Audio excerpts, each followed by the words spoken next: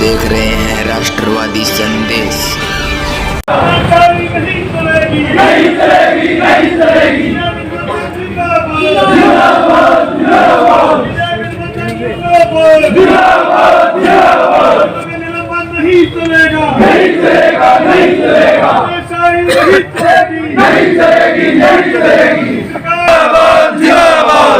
निलंबन नहीं सहेंगे, नहीं सहेंगे। तंत्र पर हमला हुआ तो शहीद बुला देंगे। तंत्र पर हमला हुआ तो शहीद बुला देंगे।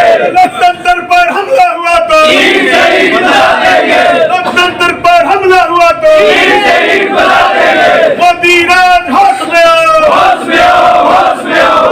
तानाशाही नहीं चलेगी, नहीं चलेगी, नहीं चलेगी। संतों के निलंबन वापस लो, वापस लो, वापस लो। संतों के निलंबन वापस लो, वापस लो, वापस लो। संतों के निलंबन वापस लेना पड़ेगा, लेना पड़ेगा, लेना पड़ेगा। गठबंधन जिंदाबाद, जिंदाबाद, जिंदाबाद। गठबंधन जिंदाबाद। सांसदों का निलंबन वापस लो, वापस लो, वापस लो। सांसदों का निलंबन वापस लो, वापस लो, वापस लो। सांसदों का निलंबन वापस लो, वापस लो, वापस लो। राज मुर्दाबाद, मुर्दाबाद, मुर्दाबाद। राष्ट्रपति महोदय के नाम ज्ञापन है।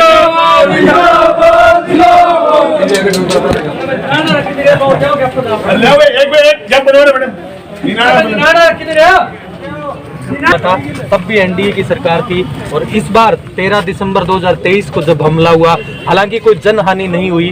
2001 के मामले में तो 9 अपने सिपाही थे वो शहीद भी हो गए थे, बहुत से लोग घायल भी हुए थे। इस बार ऐसा नहीं हुआ, लेकिन इसका जवाब मांगना चाह रहा था विपक्ष, और ऐसे में निलंबित कर देना, क्या कहेंगे इसको लेकर? ये तानाशाही है और तानाशाही की पराकाष्ठा है। और 13 दिसंबर ही क्यों चुना गया? और भारतीय जनता पार्टी के सांसद के पास पर लोकसभा में जो लोग घुसते हैं वो जाकर के वहाँ नारे लगाते हैं और स्मोक टाइप का कुछ डालते हैं वहाँ, जिससे धुआं हो जाता है। ये लोगों के असली मुद्दों से ध्यान भटकाना चाहते हैं। और इसका जब जवाब मांगा गया कि लोकसभा में जो लोग एंटर करे वो भाजपा के सांसद के पास पर एंटर करे, उसके खिलाफ क्या कार्रवाई करिए। भारतीय जनता पार्टी की सरकार ने उन पर कार्रवाई करने की बजाय जो सांसद ये सवाल करते, मांग करते, सबको बर्खास्त निलंबित करा है। और उस निलंबन के पीछे उनकी स्ट्रेटेजी थी कि ये मांग करेंगे, इनको निलंबन करेंगे, फिर 3 बिल पास करे गए हैं। वो बिल अभी आ जाते हैं कि उस बिल में क्या है, वो नीचे तक आ जाते हैं, उसको पढ़ते हैं, डेफिनेट वो बिल जन विरोधी मिलेंगे। ये इनकी स्ट्रेटेजी, इसी रणनीति के खिलाफ आज पूरे देश में इंडिया गठबंधन ने हर एसडीएम दफ्तर पर या कलेक्ट्रेट पर प्रदर्शन करा है कि मोदी सरकार को बर्खास्त करा जाए और उनकी तानाशाही बंद करी जाए। जिस तरीके से संविधान खतरे में है, हम बार बार ये बात 2020 से दोहरा रहे हैं कि मोदी साहब के नेतृत्व में देश तेजी से निरंकुशता की ओर, तानाशाही की ओर बढ़ रहा है। ये आज पूरा इंडिया गठबंधन पूरे देश में प्रदर्शन कर रहा है, इसके चलते उनकी तानाशाही पर रोक लगे और आने वाले समय में मोदी सरकार को मुंह तोड़ जवाब दिया जाए। 143 सांसद बड़ी संख्या होती है अपने आप में, क्या सिर्फ निलंबन को बहाल कर दिया जाए? क्योंकि लोकसभा का सत्र तो वैसे ही अब समाप्त कर दिया गया है, राज्यसभा का सत्र हालांकि चल रहा होगा, 1-2 दिन और चलेगा। ऐसे में इस सत्र से तो उनका अब प्रवेश रोक दिया गया। साथ ही ये भी कहा जा रहा है कि ये जो निलंबित सांसद है भविष्य में भी कभी वेल में नहीं आएंगे। एक प्रकार से वेल में आना ये तो प्रिविलेज होता है एक प्रकार से संसद में एक सांसद का, कि वो कुछ भी बोल सकता है सरकार के खिलाफ या सरकार के खिलाफ कोई टिप्पणी कर सकता है। एक प्रकार से अभिव्यक्ति और प्रिविलेज की आज़ादी पर संसद में एक सांसद पर, जनप्रतिनिधि पर रोक लगाना। समझने की बात यह कि भारतीय जनता पार्टी चाहती है एकदम निरंकुशता। वे चाहते हैं कि विपक्ष विहीन संसद हो, विपक्ष विहीन देश हो। वो लोगों को किसी न किसी तमके से डिमोरलाइज करके जो वो खुद करना चाहते हैं वो ही चाहते हैं। आज आप अगर पीछे की संसद के गलियारे में जाएंगे और विधानसभाओं के भीतर जाएंगे तो आप देखेंगे कि डेमोक्रेसी का ये सुंदर रूप इसीलिए हुआ कि यहाँ विपक्ष बहुत मजबूत रहा है। विपक्ष में 2-2 खुद भारतीय जनता पार्टी के मात्र 2 MP लंबे समय रहे, लेकिन कभी भी जीती हुई कोई किसी पार्टी की सरकार रही, उस सरकार ने कभी उन पर इस तरीके की तानाशाही नहीं करी जिस तरीके से इन्होंने 143 सांसदों को बाहर करा है। यह भारतीय जनता पार्टी का असली चेहरा है जो इनको देखने की जरूरत है। और दुखी बात यह है कि देश के चुने हुए संवैधानिक पद पर बैठे उपराष्ट्रपति जिस तरीके से देश के प्रधानमंत्री की संसद के भीतर बढ़ाई कर रहे हैं, उस पद पर बैठ करके, सभापति की चेयर पर बैठ करके, मैं समझता हूं ये देश के लिए बहुत खतरनाक चीज है। और इस चीज को जनता को, युवाओं को समझना है। ये रोजगार विहीन देश को आगे बढ़ा रहे हैं, ये भ्रष्टाचार देश को आगे बढ़ा रहे हैं, ये अदानी और अंबानी की नीतियों को आगे बढ़ा रहे हैं। अभी मैं तो ये बताना चाहता हूँ कि ये जो 3 बिल आए हैं 141 सांसदों की गैर हाजिरी में, इनके साथ साथ अभी आने वाले दिनों में बिल और आएंगे। जब आएगा संसद का बजट सत्र, उसमें बिल आएगा बिजली विधेयक 2020 जो उस समय किसान आंदोलन के दबाव में वापिस हो गया था। अभी बिल आएगा बिजली विधेयक 2022, वो 2022 का इन्होंने उसको रजिस्टर्ड करा हुआ है। वो विधेयक अगर आ गया तो देश की कमर टूट जाएगी। राजस्थान की जनता जो कल तक 1000 यूनिट किसान फ्री कर रहे थे और 100 यूनिट आम जनता फ्री कर रही थी, वो सारी की सारी चीजें ध्वस्त हो जाएंगी।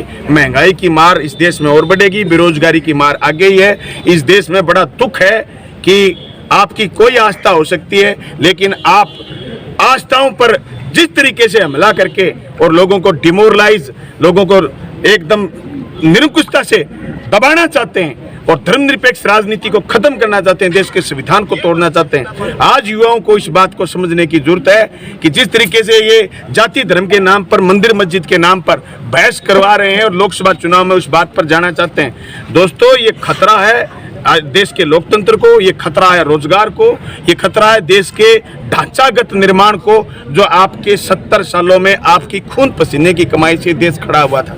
इसलिए आप सब साथियों को समझने की जरूरत है, खास करके मीडिया को भी ये बात समझने की जरूरत है कि आखिर ये कैमरे चलाओगे कितने दिन और किस पर चलाओगे। हम तेजी से जर्मनी की ओर जा रहे हैं, निरंकुश जर्मनी जिसमें नाजी कभी राज करते थे और वो धराशायी हुए, लेकिन वो जर्मनी को तबाह करके चले गए। उस जर्मनी को उठने में 100 साल लग गए। हम एक और जर्मन हिंदुस्तान को नहीं देखना चाहते, इसलिए आज इंडिया गठबंधन पूरे देश में प्रदर्शन कर रहा है और उसकी तानाशाही के खिलाफ खड़ा हुआ है। क्या विकल्प है इसका? किसान, जब कृषि बिल आए तो किसानों ने पूरे दिल्ली को घेरा। क्या 143 सांसद कुछ अपने सैकड़ों हजारों साथियों के साथ दिल्ली नहीं पहुंच सकते? क्योंकि अब शायद वो 1974 में जेपी मूवमेंट हुआ था, बिहार मूवमेंट जिसे नाम दिया गया, इंदिरा गांधी की जब सरकार थी उसके खिलाफ एक युवा छात्र ने जेपी मूवमेंट कर दिया। उस जेपी मूवमेंट की अब जरूरत है आपको लगता है? बिल्कुल, लोगों को सड़क पर उतरना पड़ेगा और सड़क पर उतर करके लोग इस तानाशाही का जवाब देंगे। ये तानाशाही का जवाब देने की जिम्मेदारी सिर्फ एक किसी पार्टी की नहीं, ना अकेली कांग्रेस की है, ना अकेली सीपीएम की है, ना किसी एक दल की है। ये पूरे देश की जनता को तानाशाही का जवाब देना पड़ेगा। और जिस तरीके से देश की बुनियाद बनी हुई, इस बुनियाद को मजबूत करते हुए हिंदुस्तान के संविधान को बचाने की जरूरत है। बाबा साहब भीमराव अम्बेडकर ने जो संविधान बनाया था, उस संविधान की एक एक बात को मेरे देश का युवा जब तक समझेगा नहीं, पढ़ेगा नहीं, तब तक जेपी मूवमेंट जैसा मूवमेंट खड़ा होना भी मुश्किल काम है। लेकिन असंभव कुछ भी नहीं है। ये देश तानाशाहियों के खिलाफ लड़ा है, ये देश बहुत सारे अंग्रेजों के खिलाफ भी लड़ा है, इस देश के बहुत सारे लोगों ने कुर्बानियां भी दी हैं। ये देश लड़ लेगा, खड़ा होगा, लेकिन तानाशाही बर्दाश्त नहीं करेगा। साक्षी मलिक ने कल इस्तीफा दे दिया बड़े रोते रोते, और देश के उपराष्ट्रपति कहना नहीं चाहिए संवैधानिक पद पर है, वो कहते हैं मेरी सांसदों ने बेइज्जती की, मेरे समाज की बेइज्जती हुई, किसान वर्ग की बेइज्जती हुई, जाट कौम की बेइज्जती हुई। साक्षी मलिक वो चेहरा जिसने ओलंपिक में ब्रॉन्ज मेडल जीता, एशियाड, कॉमनवेल्थ में गोल्ड मेडल जीते, वो कल रोते हुए इस्तीफा देकर गई अपने खेल से। और भी बहुत सारे पहलवान हैं, वो दुखी है। ब्रजभूषण शरण सिंह जो आरोपी है, उनके खिलाफ कोई कार्रवाई नहीं हो रही, उसके ही साथी दोबारा से WFI के अध्यक्ष बन गए। कैसे देखते हैं इस पूरी प्रक्रिया को? वो जिस तरीके का बयान आज अखबारों में छपा है ब्रजभूषण का, मोदी जी का वो बयान झूठा है कि सबका साथ सबका विकास, महिलाओं का घोर अपमान है। इस देश में महिलाओं को आगे लाने की बात करी जा रही है, लेकिन साक्षी मलिक के जूते ये बता रहे हैं कि लोकतंत्र के मुंह पर ये जूते पड़े हैं। जो बेटी दुनिया के दूसरे देशों में जाकर के नहीं आ रही, उसको हिंदुस्तान की व्यवस्था ने हराने का काम करा है। ये हमारे लिए शर्म की बात है। रही बात उपराष्ट्रपति महोदय की, वो जिस तरीके की टिप्पणी कर रहे हैं, मैं समझता हूँ संविधान के ऊपर बैठा कोई आदमी ऐसी टिप्पणी नहीं कर सकता। और उनका समाज तो 750 किसान शहीद हुए थे, उनके समाज के लोग बैठे थे, उनके ये घड़ियाली आंसू कभी बाहर नहीं निकले। आज वो जिस समाज की बात कर रहे हैं, उस समाज के लोग ही परेशान हैं असली दुनिया में। असली उसी समाज के लोग, किसान समाज के लोग परेशान हैं। आज किसान समाज का आदमी जिसकी बैंकों की कुड़कियां निकल रही हैं, वो रोडा एक्ट को क्यों संशोधन क्यों नहीं करवाते कि किसान की जमीन कुड़क नहीं हो। वो जो जिस तरीके की बातें कर रहे हैं, वो बीजेपी के इशारे पर कर रहे हैं। वो एक समाज विशेष का माइलेज, क्योंकि ये पूरी की पूरी पट्टी जहां भी इलेक्शन होने हैं लोकसभा के, वहां समाज विशेष के वोट बटोरने के लिए कर रहे हैं। मैं कहना चाहता हूँ उपराष्ट्रपति महोदय, आप जिस पद पर हो, आपसे पहले कई लोग उस पद पर आसीन हुए, लेकिन कोई प्रधानमंत्री के आगे इतना नतमस्तक नहीं हुआ। इसलिए आपकी मिमिक्री से आपको इतना दर्द उठाने की जरूरत नहीं थी। आप जो संसद के भीतर बोल रहे हो, ये असंवैधानिक शब्द है जो आपको नहीं बोलने चाहिए। अगर फिर भी कोई सांसद बोल रहा है, मिमिक्री कर रहा है, तो ये उसका भी डेमोक्रेटिक राइट है। कार्टून छपते हैं, आपको इतना दर्द कैसे हो रहा है? कार्टून छपते हैं अखबारों में, प्रधानमंत्री के लिए भी छपते हैं, सबके लिए छपते हैं। अगर आप राष्ट्रपति के पद की गरिमा रखेंगे तो लोग भी आपकी गरिमा रखेंगे। लेकिन आप समाज विशेष की बात कर रहे हो, तो हम उस समाज से आते हैं जिस समाज के लोगों ने काले कानूनों के खिलाफ 13 महीने लड़ करके 750 लोगों ने कुर्बानी दी। उस दिन महामहिम महोदय का कभी भी दिल नहीं पसीजा और कभी भी उन्होंने इस टाइप की भावुक बातें नहीं करी। जिस तरीके से गवर्नर सत्यपाल मलिक ठोकर मार के आगे कुर्सी को काले कानूनों के खिलाफ, वैसे वो कभी नहीं बोले। इसलिए वो तो सिर्फ और सिर्फ समाज विशेष के वोट लेने की बात करते हैं, जो कि निंदनीय है। चलिए, क्या मैसेज देना चाहेंगे? अब आप 2023 के इलेक्शन में विपक्ष में पहुंच चुके हैं, पूर्व विधायक हैं, लगातार पिछले 5-7 दिन से देखें 9 तारीख के बाद 6-7 चोरियां तो हमारे सामने आ चुकी हैं। पहले भी चोरियां हुई थी, लेकिन अब बवाल शायद कम है चोरियों पर भी। हाँ, वो जो लोग बारी बार कैमरा लेकर के दिखाते थे, वो लोग तो गायब हो गए कि वो उनके एजेंट थे, वो उन्हीं के एजेंट थे। और मैं कहना चाहता हूँ, मुझे विपक्ष की जिम्मेदारी बहादुर तहसील ने दी है, मजबूती से निभाएंगे, लड़ेंगे, जीतेंगे।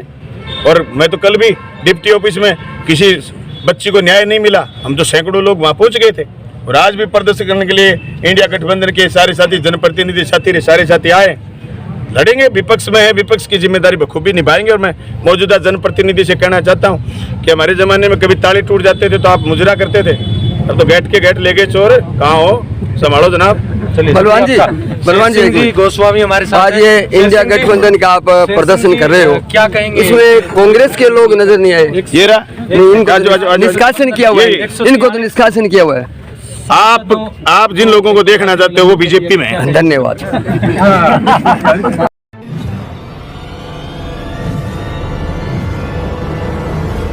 हमारा वीडियो आपको अच्छा लगे तो सब्सक्राइब करें, बेल आइकन दबाएं और लाइक करें।